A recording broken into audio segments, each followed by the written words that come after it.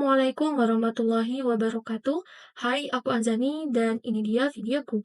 Di video kali ini aku akan share lagi untuk latihan soal tes intelijensi umum untuk persiapan tes SKD tahun 2024. Buat teman-teman yang baru nonton, jangan lupa untuk like, comment, share, dan tentunya subscribe. Dan di video drilling soal kali ini aku akan membahas soal verbal. Ini dia videonya.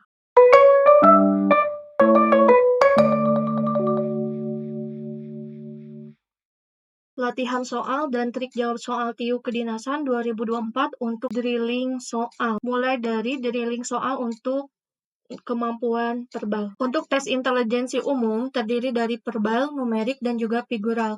Untuk verbal terdiri dari analogi, silogisme, dan juga analitik. Untuk numerik terdiri dari deret angka, numerik berhitung, soal cerita, dan perbandingan kuantitatif. Lalu untuk figural terdiri dari analogi, ketidaksamaan, dan serial. Untuk drilling soal pertama kita akan bahas untuk verbal. Di video kali ini, aku akan share ada 15 drilling soal berkaitan dengan verbal. Terdiri dari ada sinonim, antonim, dan juga analogi. Langsung saja untuk soal nomor 1. Untuk soal nomor 1 di sini ada kata-kata virtual. Yang dicari kalau ada tanda sama dengan berarti di sini mencari sinonimnya, teman-teman. Nah, kita cari nih sinonim dari virtual itu apa? Virtual itu bermakna maya atau mirip. Nah, kita lihat nih pilihan A, B, C, D, dan E yang sesuai yang mana? Ya, jawabannya adalah yang A, yaitu maya. Buat teman-teman yang mau screenshot, dipersilahkan. Soal nomor 2, ada kata semiotika.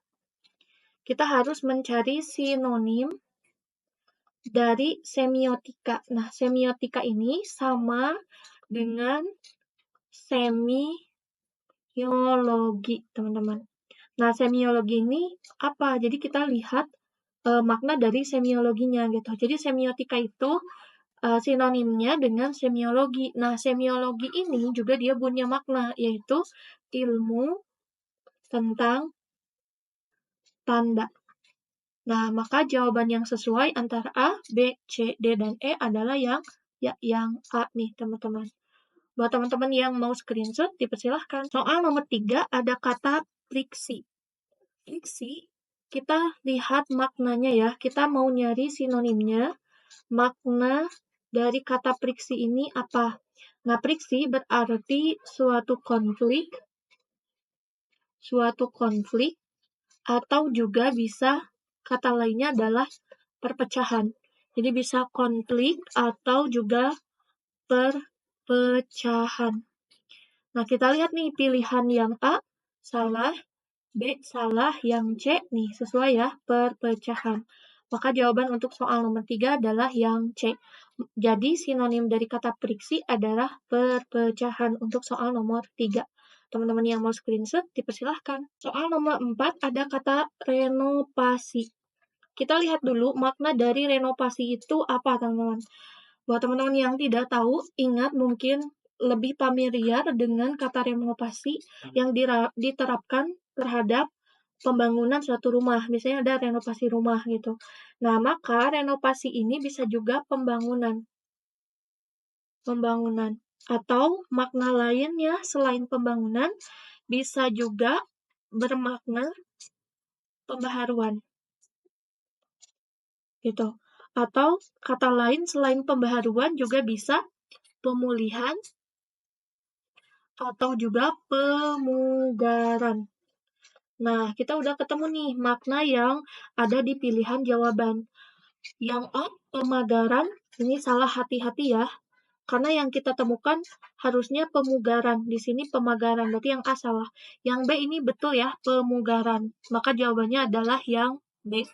Buat teman-teman yang mau screenshot, soal nomor 4, dipersilahkan. Soal nomor 5 masih mencari tentang sinonim ya, teman-teman. Di sini ada kata-kata rancu. Kita tarik dulu nih, nyari makna rancu. Rancu itu campur aduk.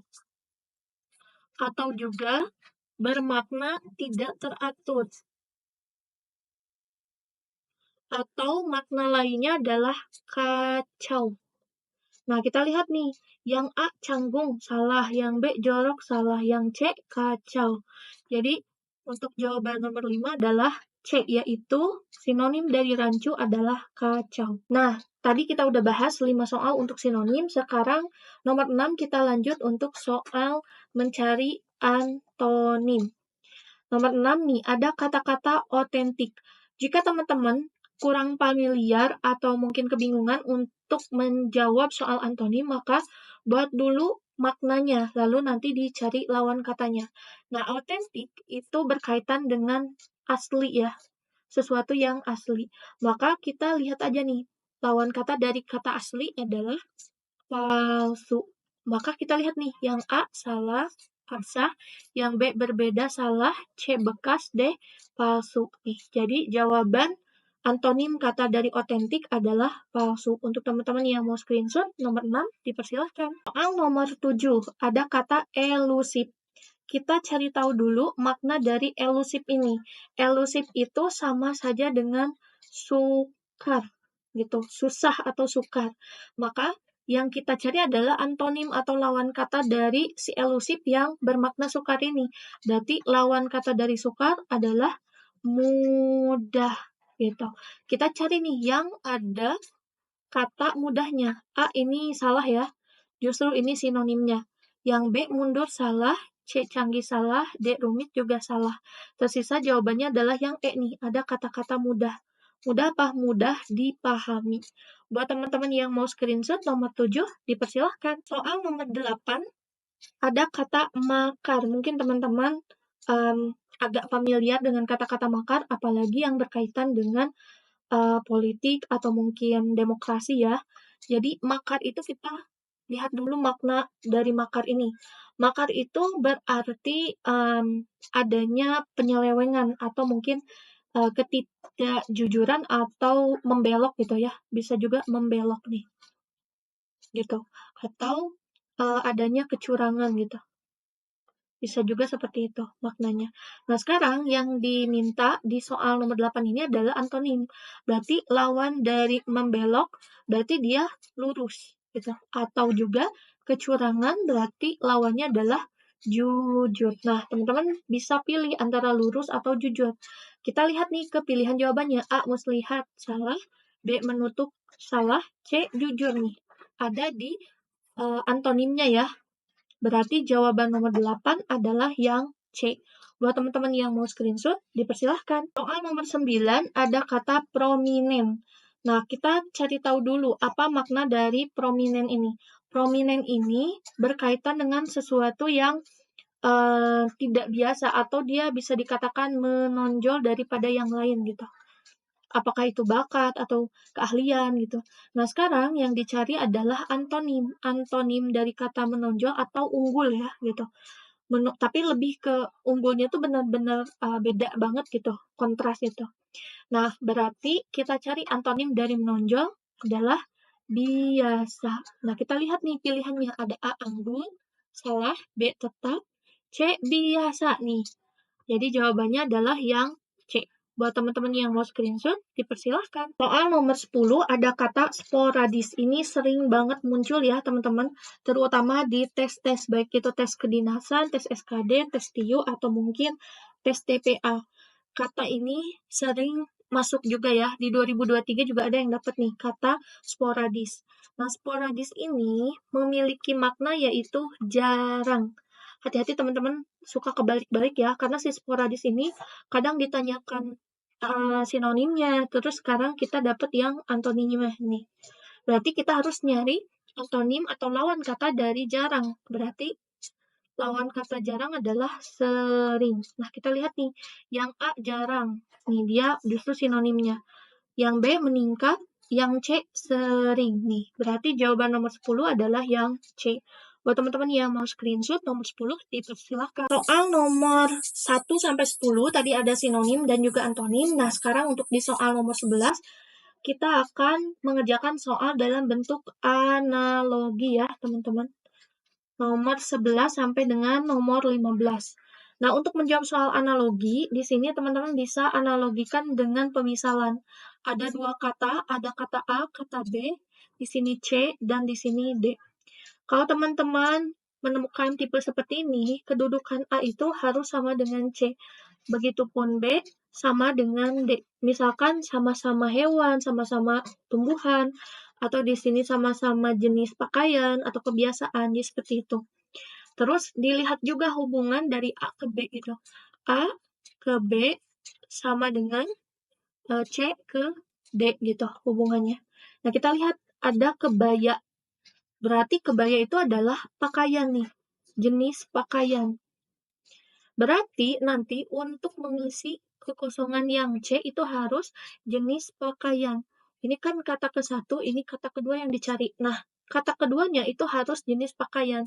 Ini ada rok, dia jenis pakaian, piyama juga jenis pakaian, ini piyama, dasi ini bukan jenis pakaian ya, adat juga bukan, berarti sisa pilihannya antara A, B, dan juga D. Nah, sekarang kita lihat yang posisi B. B itu akan sama dengan D. D itu adalah tidur. Tidur itu adalah suatu kegiatan ya yang dilakukan oleh seseorang. Nah, kita lihat nih, di sini ada yang A. Yang A itu pernikahan, ini kegiatan. Yang B pernikahan, yang D juga adat adalah kegiatan. Tapi kita lihat sekarang hubungannya A ke B. Jenis pakaian yaitu kebaya.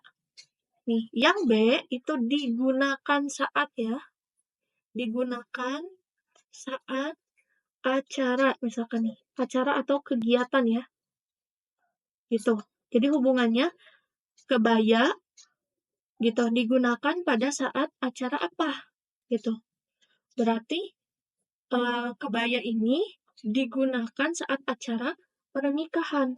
Lalu kalau tidur gitu ya, acara tidur menggunakan apa? Piyama. Berarti jawabannya adalah di sini pernikahan dan di sini adalah piyama. Nah, jawabannya yang mana nih? Berarti jawabannya adalah yang B. Buat teman-teman yang mau screenshot soal nomor 11, dipersilahkan. Soal nomor 13 ada kata cakram dan juga bundar. Nah, kita langsung lihat ke pendekatan antara cakram dengan bundar. Kalau tadi jenisnya itu adalah A, B sama dengan C, D, dan yang kosongnya itu B dan D, C. Nah, sekarang yang ini justru ada A dengan B, lalu nanti cari C dan D yang hubungannya sama dari A ke B. Kita lihat cakram dan bundar. Kita lihat ke bentuknya. Bentuknya itu sama-sama bulat. Itu atau lingkaran.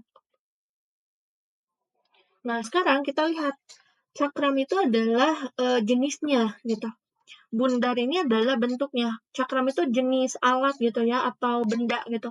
Nah, bundar ini keterangan bentuknya. Berarti di sini antara A ke B sama dengan C ke D yang akan kita cari. Jadi C ini adalah alat atau bendanya, sedangkan D ini adalah bentuknya. Kita lihat nih, koin bentuknya pipih. Ini kurang tepat. Kertas bentuknya tipis, ini juga kurang tepat karena bentuk itu berkaitan dengan bangun datar ya. Kartu berbentuk petak juga salah. Lingkaran berbentuk bulat. Ini juga hati-hati ya teman-teman terjebak. D ini salah. Lingkaran ini dia adalah bentuk gitu. Walaupun lingkaran dan bulat sama gitu, tapi sama-sama bentuk. Nah, yang dicari adalah alat atau berupa benda. Nah, di sini ada tabung. Nih, tabung berbentuk silinder. Ini sudah sesuai. Jadi jawaban nomor 13 adalah yang E. Buat teman-teman yang mau screenshot, dipersilahkan. Soal nomor 14, di sini ada kata-kata loteng dan juga tangga. Berarti seperti yang tadi ada A, ada B, ada C, ada D. Berarti untuk mencari dua kata ini hubungannya sama dengan dari A ke B gitu. Nah, ada loteng dan juga tangga. Teman-teman bisa ilustrasikan ada yang namanya loteng. Loteng itu apa ya, rumah tingkat gitu ya. Nah, rumah tingkat kayak gitu. Nah, ini ada tangganya gitu. Nah, berarti untuk mencapai loteng itu melalui tangga gitu. Sama halnya berarti di sini ada kata-katanya itu melalui. Kereta melalui rel. Itu lebih tepatnya kereta berjalan di atas rel gitu ya, bukan melalui rel gitu. Karena melalui ini tuh hanya jadi penghubung saja gitu. Lalu pohon dengan akar ini apalagi ya, jauh.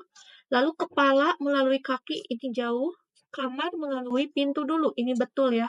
Sungai melalui jembatan. Nah, kalau misalkan yang E itu jadi salah karena posisi ya. posisinya gitu. Posisinya itu sungai nggak melulu harus melalui jembatan gitu. Beda sama kamar gitu, harus melalui pintu dulu. Maka jawaban yang benar adalah yang D. Soal nomor 15 ada kata api dengan juga lidah nih, kata lidah. Nah, teman-teman untuk mencari dua kata selanjutnya ada C dan D, berarti harus melihat dulu hubungan dari A ke B. Hubungan antara kata api dan juga lidah apa? Sesuai dengan pilihan yang mana nih? Apakah A, pohon rambut, B, pantai bibir, C, angin dengan kulit, D, lidah dengan jari, ataukah E, air dengan mata? Untuk soal nomor 15, teman-teman bisa coba isi ya, dan coba tulis di komentar jawabannya apakah A, B, C, D, dan E, dan alasannya juga boleh ya.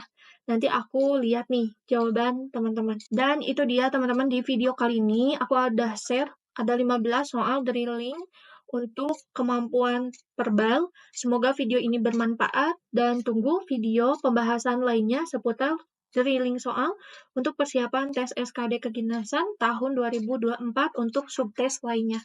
Thank you udah nonton dan dadah!